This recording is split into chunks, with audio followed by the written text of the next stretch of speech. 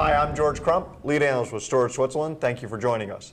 We're continuing our coverage of the Dell Enterprise Forum. Joining me now is Mike Davis, Director of Marketing for the Dell File products. Glad to be here, George. How you doing? I'm doing fine. How are you? I'll tell you, this has been a big week, I think, for the Fluid FS.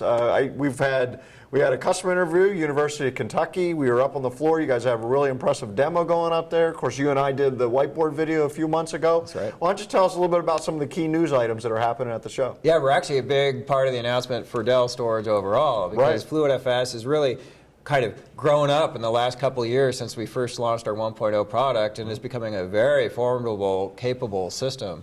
And so the new things that we're announcing this year really are the first thing is really taking the gloves off from a performance perspective.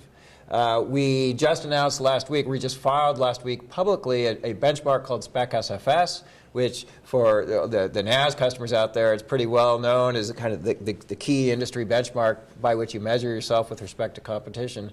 And we just knocked it out of the park. Just a tremendous number using our Compellent-based FS8600 NAS system. We achieved 500,000 spec ops using a 4-appliance clustered NAS system.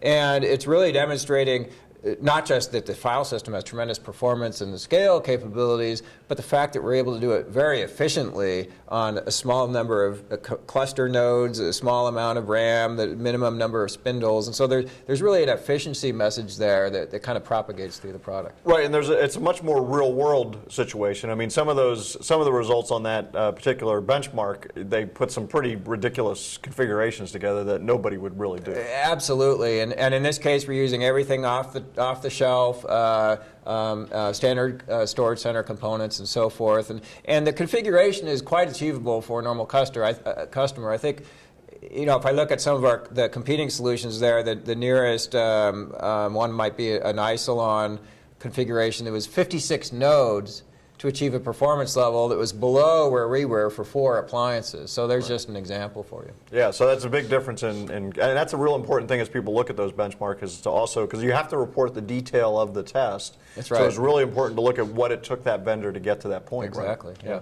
What other news items are there? Well, so we're getting set to launch our Fluid FS V3 firmware update. That's really a 3rd generation update to our products, and we're bringing a bunch of interesting new features.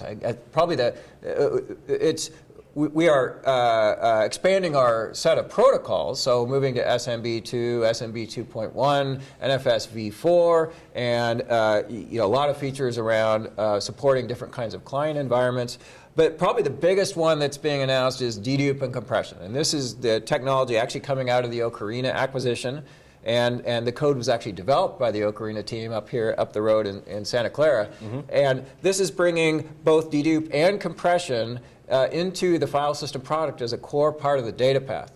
And what's interesting is this is the first NAS product in the industry that has policy-based variable block dedupe and compression. All the other products that are out there that customers might be familiar with are sort of like a light switch. Hey, either dedupe's on or off, and you really don't have control over it. So we're providing the policy-based control over how and when data gets shrunk. And we really want our customers to align it around the aging of data. So once data is no longer hot and people are no longer accessing it, then the system will go in and apply dedupe and data reduction. But all of that's user controllable based on their needs and workflow. That's right. And so depending on the customer and the application environment, we'll coach them on different kinds of policies to really align with their workflow.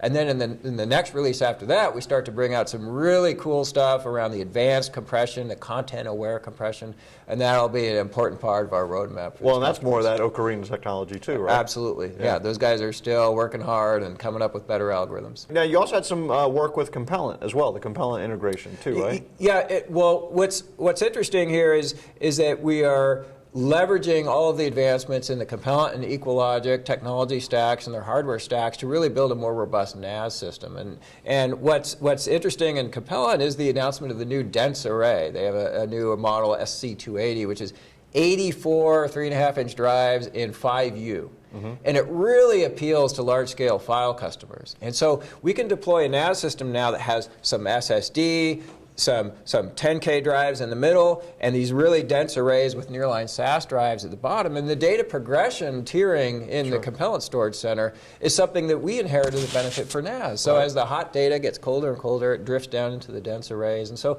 we're talking to a lot of customers that want to put 20 petabytes of data in a media archive, or these kinds of workloads that are really well suited to a dense, very economically oriented system that doesn't skimp on performance. Right. So well, and then on top of that, then you can dedupe it and compress it. I mean, the payoff could be significant. It could right? be huge, absolutely. So, Mike, one of the things that really impressed me when we were talking to the folks at the University of Kentucky was how they're trying to drive as much of their data center toward using file-based storage, right? So anything that could even remotely be file-based, they were heading that direction. Is that a trend you're seeing just in the dealing of unstructured data?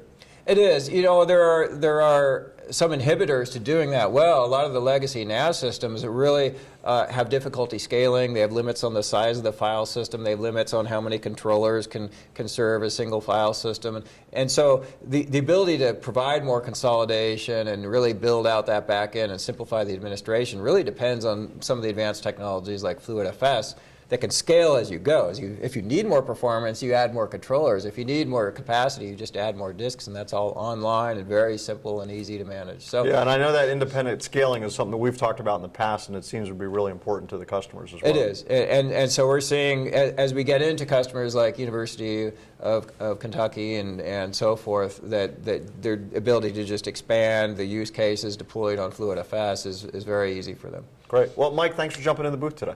You're welcome. Glad to be here.